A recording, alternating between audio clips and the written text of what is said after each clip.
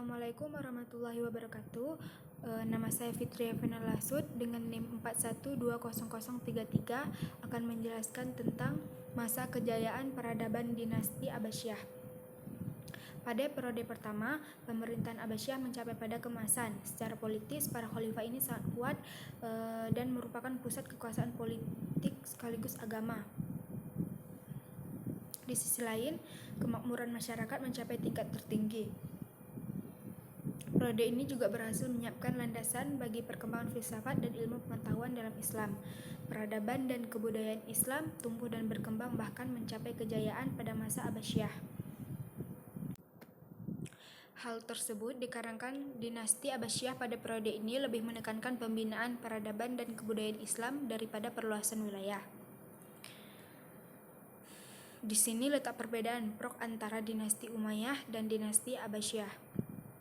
Puncak kejayaan dinasti Abbasiyah terjadi pada masa Khalifah Harun ar-Rasyid pada tahun 786 sampai 809 Masehi, dan anaknya yang bernama Al-Ma'mun itu memerintah pada tahun 813 sampai 833 Masehi. Pada masa Ar-Rasyid, negara dalam keadaan makmur, kekayaannya melimpah, keamanannya terjamin walaupun ada juga pemberontakan, dan luas wilayahnya mulai dari Afrika Utara hingga ke India. Pada masa hidup pula para filsuf, pujangga, ahli baca Al-Quran, dan para ulama di bidang agama. Didirikan perpustakaan yang diberi nama Baitul Hikmah. Di dalamnya orang dapat membaca, menulis, bahkan berdiskusi. Pada masanya berkembang ilmu pengetahuan agama seperti Al-Quran, hadis, qiraat, fikih, ilmu kalam, bahasa, dan sastra. 4 mazhab fikih tumbuh dan berkembang pada masa dinasti Abbasiyah. Di samping itu berkembang pula ilmu filsafat, logika, metafisika, matematika, ilmu alam, geografi, aljabar, aritmatika, dan lainnya. Ilmu-ilmu umum masuk ke dalam Islam melalui terjemahan dari bahasa Yunani dan Persia ke dalam bahasa Arab, di samping bahasa India. Lembaga pendidikan pada masa Abbasiyah waktu itu mengalami perkembangan dan kemajuan yang juga sangat pesat. Hal ini sangat ditentukan oleh perkembangan bahasa Arab, baik sebagai bahasa administrasi yang sudah berlaku sejak masa Bani Umayyah, maupun sebagai bahasa ilmu pengetahuan. Di samping itu, kemajuan tersebut paling tidak juga ditentukan oleh dua hal. Yang pertama, terjadi asimilasi antara bahasa Arab dengan bangsa-bangsa lain yang lebih dulu mengalami perkembangan dalam bidang ilmu pengetahuan.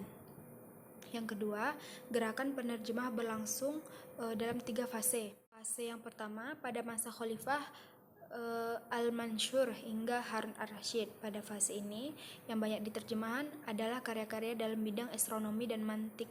Fase kedua berlangsung mulai masa Khalifah Al-Ma'mun, anaknya Khalifah Al-Mansur, anaknya Harun ar-Rasyid, hingga tahun 300 Hijriah.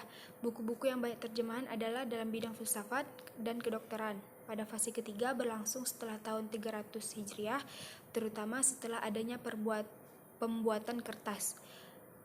Pada masa pembuatan kertas, selanjutnya bidang-bidang ilmu yang diterjemahkan semakin luas. Setelah dibuatnya kertas pada waktu Baghdad adalah ibu kota Irak dan merupakan kota terbesar kedua di Asia Barat Daya setelah Teheran. Kota ini terletak antara sungai Tigris dan sungai Eufrat karena berada di lokasi yang strategis. Kota Baghdad menjadi kawasan yang penting sehingga menarik perhatian Khalifah kedua, yaitu Umar bin Khattab radhiyallahu anhu. Maka diutusnya seorang sahabat bernama Sa'ad bin Abi Waqqas untuk menaklukkan kota itu. Singkat cerita,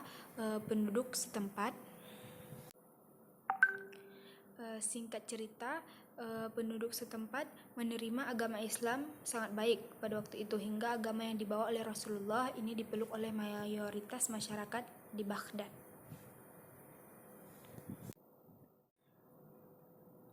Dinasti Abbasiyah dengan pusatnya di Baghdad sangat maju sebagai pusat kota peradaban dan pusat ilmu pengetahuan. Beberapa kemajuan dalam berbagai bidang kehidupan, yang pertama itu bidang agama, ada yaitu ada ulumul Quran, ilmu tafsir, hadis, ilmu kalam, bahasa, dan fikih. Dan yang kedua ada bidang umum, itu ada bidang filsafat, logika, metafisika, matematika, ilmu alam, geometri, aljabar, aritmatika, mekanika, astronomi, musik, kedokteran, kimia, sejarah, dan sastra. Baiklah, masuk ke faktor-faktor yang menyebabkan kemunduran dinasti Abbasiyah. Kebesaran, keagungan, kemegahan, dan gemerlapnya Baghdad sebagai pusat pemerintah dinasti Abbasiyah seolah-olah hanyut di bawah sungai Tigris setelah kota itu di bumi hanguskan oleh tentara Mongol di bawah Hulagu Khan pada tahun 1258 Masehi. Semua bangunan kota tersebut, istana emas tersebut dihancurkan oleh pasukan Mongol ini. Meruntuhnya perpustakaan yang merupakan gudang ilmu pada waktu itu dan membakar buku-buku yang ada di dalamnya. Pada tahun 1400 Masehi diserang pula oleh pasukan Timur Leng pada tahun 1508 Masehi oleh tentara kerajaan Samawi. Bani Abbasiyah mencapai puncak keemasan karena terdapat beberapa faktor, yaitu ada Islam makin luas, tidak hanya di Damaskus tetapi di Baghdad. Kedua, orang-orang di luar Islam dipakai untuk menduduki institusi pemerintahan. Yang ketiga, pemerintahan Abbasiyah membentuk tim penerjemah bahasa Yunani ke bahasa Arab. Yang keempat, sebagian penerjemah memberikan pendapatnya. Yang kelima, rakyat bebas berpikir serta memperoleh hak asasi dalam segala bidang. Yang keenam, adanya perkembangan ilmu pengetahuan. Yang ketujuh adalah penyelenggaraan negara. Yang ketujuh, dalam penyelenggaraan negara dalam masa Bani Abbas ada jabatan wazir. Ketentuan profesional baru terbentuk pada masa pemerintahan Bani Abbas. Ada 8 faktor-faktor keemasan pada masa Bani Abbasiyah. Ada 2 faktor yang penyebab kemunduran dan kehancuran Abbasiyah pada waktu itu, yaitu ada faktor internal dan faktor eksternal. Yang faktor internalnya secara umum faktor internal ada 2 hal, yaitu ada politik dan ekonomi. Kedua faktor ini ditengarai sebagai penyebab mundur dan jatuhnya Abbasiyah yang kekuasaannya selama 508 tahun itu. Yang kedua itu ada faktor eksternal.